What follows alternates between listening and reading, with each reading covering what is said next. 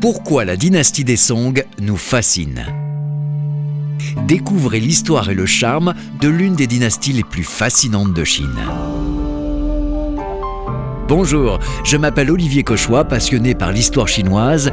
Dans cette série de podcasts, nous allons braquer le projecteur sur la dynastie des Song, l'une des époques les plus prestigieuses de la longue histoire de Chine. Épisode 16, le pouvoir des fleurs dans la dynastie des Song.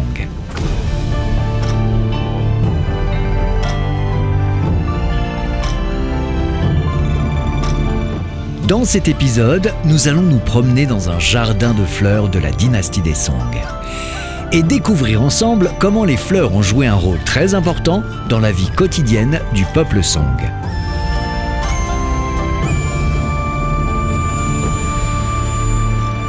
Quand on est pauvre, globalement, on est content d'avoir le nécessaire. Lorsqu'on devient plus prospère, on commence à collecter des choses qui, à proprement dire, ne sont pas essentielles, mais on aime simplement les posséder. Puis ensuite, on doit justifier de les avoir d'une manière ou d'une autre. Alors on collectionne, on thématise, on expose, on en fait de la décoration. Dans ce podcast, nous allons examiner l'une de ces choses. Une des plus importantes de la société des Song, les fleurs. Les fleurs ne sont pas seulement un symbole de prospérité sous la dynastie des Song. Elles font partie de l'expansion des connaissances et du développement de la science qui a eu lieu à l'époque. Avec la réforme des techniques agricoles et l'introduction d'un second semis de culture pour augmenter le rendement, il y a eu également des expérimentations de sélection végétale pour créer des céréales, des légumes, des fruits et donc aussi des fleurs de meilleure qualité. Grâce à l'augmentation du commerce, il y a une forte demande pour les produits qui peuvent être envoyés le long de la route de la soie et d'autres routes, comme évidemment la soie, mais aussi la canne à sucre, le thé et le mûrier. Les variétés de fruits et légumes ont augmenté. Les récits contemporains ont montré qu'il y a, sous les Song, 14 différents types d'oranges, 32 variétés de litchi, 10 sortes de kakis.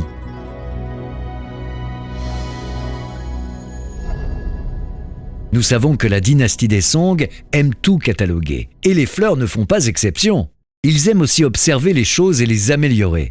Tous ces facteurs sont liés et interagissent main dans la main. Et encore une fois, dès que quelque chose est en lien avec la dynastie des Song, cela prend des proportions artistiques et implique une performance. Observer une fleur, intervenir dans sa croissance, comprendre les changements, comprendre les évolutions. Est-ce que c'est bon? Est-ce que c'est mauvais? Le résultat est-il beau ou moche? Les changements améliorent-ils nos vies ou non? Et ainsi de suite. Voilà le fonctionnement des Song. Nous parlons de fleurs, de bourgeons et de feuilles, mais gardez à l'esprit que nous parlons de quelque chose qui se déroule dans le système global de la dynastie des Song. Et donc, dans son administration, sa science et sa technologie, dans son art, son agriculture ou bien encore son commerce. Si les fleurs ont une place spéciale dans la vie des Song, c'est qu'elles peuvent également être associées facilement à la passion.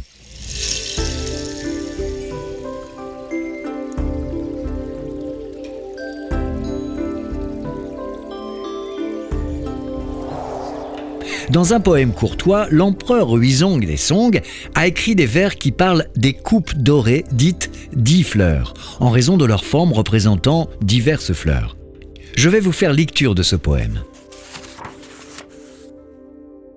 Dans cette coupe dorée à 10 fleurs, du bon vin que j'offre aux belles dames de la cour. La nuit est profonde, les ombres des chandelles dansent. Les joues charmantes et épanouies de joie et d'ivresse évoquent du rubis. Nous tirons un voile pudique sur la suite, sans doute moins poétique. L'appréciation des fleurs imprègne tous les niveaux de la société et dans tous les aspects de la vie. Les familles royales, les aristocrates ou simplement les gens ordinaires aiment les fleurs. Non seulement les cultiver, mais aussi les vendre, les apprécier, les emprunter dans l'art et la poésie, ou les livrer à d'autres pour exprimer leur amitié ou pour commémorer des occasions spéciales.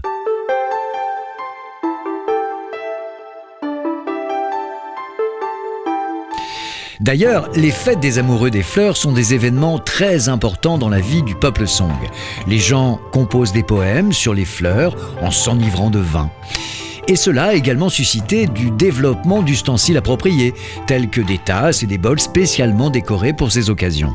Tout doit être parfaitement fleuri. D'énormes sommes d'argent sont dépensées pour acheter des fleurs fraîches et organiser des expositions de fleurs aux couleurs variées et aux parfums délicats.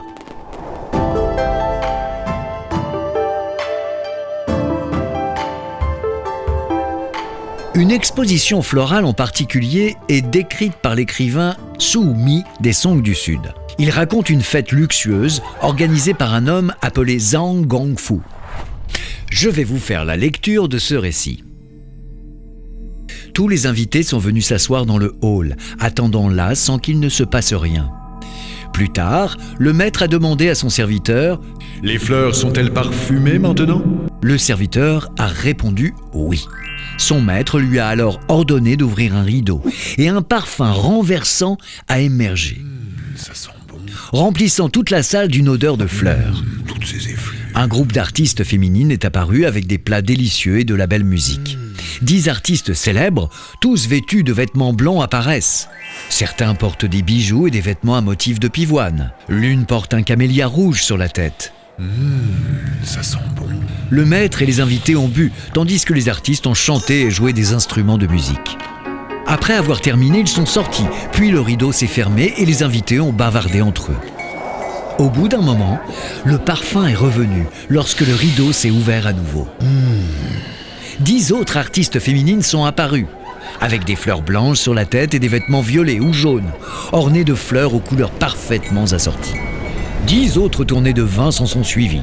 Avant chaque tour, le maître propose un toast et les invités rendent le toast. Après chaque tournée de vin, de nouveaux artistes arrivent avec de nouveaux vêtements et des fleurs fraîches. Tous les invités commentent la multitude de variétés de pivoine. Au total, c'est plusieurs centaines d'invités, d'artistes et de musiciens qui sont présents. Les lumières, les parfums, la musique et les performances ont donné aux invités l'impression de visiter un pays féerique. À la fin, tous les artistes et musiciens ont accueilli les invités, presque comme un rappel. L'écrivain Su Mi a fait enregistrer l'événement, comme une banalité du quotidien, presque avec dédain. Mais comme nous l'avons appris précédemment, la dynastie des Song aime l'élégance et la vulgarité à parts égales.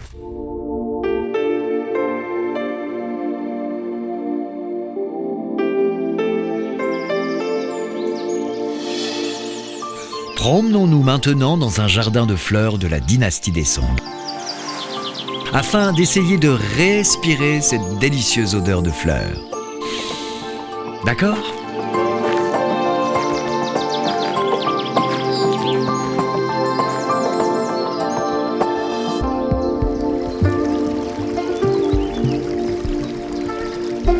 La plantation de la pivoine est antérieure à la dynastie des Song. Cela a commencé avec les Tang lorsque la fleur a été cultivée dans les jardins impériaux et s'est progressivement répandue à travers le pays. Depuis lors, les pivoines sont apparues à plusieurs reprises dans la poésie, les peintures et les broderies chinoises, représentant la richesse et la noblesse, la féminité et la naissance. La fleur de prunier, elle, est un symbole de l'hiver. Au cours de la dynastie des Song, vous trouverez tout autant de peintures, de poèmes et de bols célébrant la beauté et la délicatesse de la fleur de prunier. Le chrysanthème représente aussi la noblesse et l'élégance. On pense également qu'il attire la bonne chance à la maison et représente une vie facile. Il représente également la longévité. D'ailleurs, de nos jours, les chrysanthèmes sont davantage associés aux funérailles. Il est donc préférable de ne pas les offrir en cadeau. Mais à l'époque, c'est tout autre chose. L'amour et la fascination pour les chrysanthèmes par les Song peuvent être vus au début d'un livre sur le chrysanthème écrit par l'écrivain Fan Changda. Il adore tellement cette plante qu'il lui a consacré une véritable encyclopédie. Cela s'appelle tout simplement l'encyclopédie des chrysanthèmes. Je vous en ai traduit un extrait. Écoutez. Certains considèrent le chrysanthème comme un homme de vertu, car il reste toujours prospère malgré les gelées froides à la saison où toute la végétation est flétrie. Shennong, le fondateur de la médecine, a écrit dans son livre que le chrysanthème est un remède excellent pour cultiver sa personnalité. À Nanyang, les gens boivent l'eau d'une fontaine où poussent des chrysanthèmes pour vivre jusqu'à 100 ans. Dans la solitude et le froid, cette fleur émane un parfum riche et puissant. Il peut aider à perdre du poids et à avoir une longue vie. Fin de citation. Chez les Song, il y a également les tournesols qui sont populaires comme ornement. Voici une citation d'un écrivain de l'époque. Dans le matin, vous pouvez ramasser plusieurs tournesols sur lesquels les gouttes de rosée sont restées pour décorer leur coupe dorée. En décorant votre tête de tournesol, vous ressemblez à une déesse. Fin de citation. Autre fleur populaire, le narcisse, dont la floraison ressemble à des coupes de vin ou de carafes. Ainsi, les coupes et les carafes à vin des Song sont conçues pour ressembler à des narcisses. Sans oublier la fameuse fleur de lotus, très présente dans la poésie des Song. C'est l'une des fleurs les plus importantes de la culture chinoise, car le lotus symbolise le siège sacré de Bouddha. Parce que la fleur sort de la boue et s'épanouit dans une exquise beauté, elle symbolise la perfection et la pureté du cœur et de l'esprit. Le lotus représente également la longue vie et l'honneur.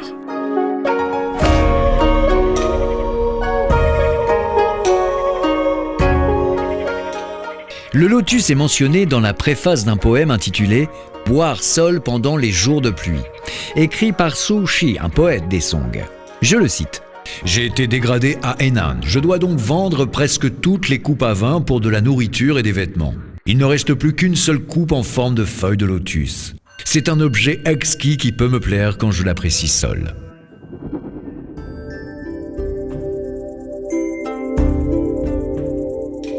Enfin, pour terminer notre liste de fleurs qui accompagnent la vie des Song, la fleur du péché. D'ailleurs, la pêche, le fruit cette fois, est considéré comme le cadeau le plus favorable lors d'un festin d'anniversaire. Le poète Zhao Bojiu des Song du Nord a écrit 5 poèmes pour sa femme, dans lesquels il décrit un festin organisé au Jardin du Sud où vivait le poète. Il écrit que les bourgeons des pêchers et des abricotiers sont visibles. Les pêches sont appréciées avec le vin, servis dans des verres dorés en forme de bourgeons de pêche. Combien de tableaux, de poèmes, d'œuvres de calligraphie et d'articles de vaisselle ont été inspirés par ces fleurs ? Il est impossible de les compter, mais je suis sûr que quelqu'un de la dynastie des Song, passionné de catalogage, a forcément essayé. Un jour, peut-être, nous le trouverons.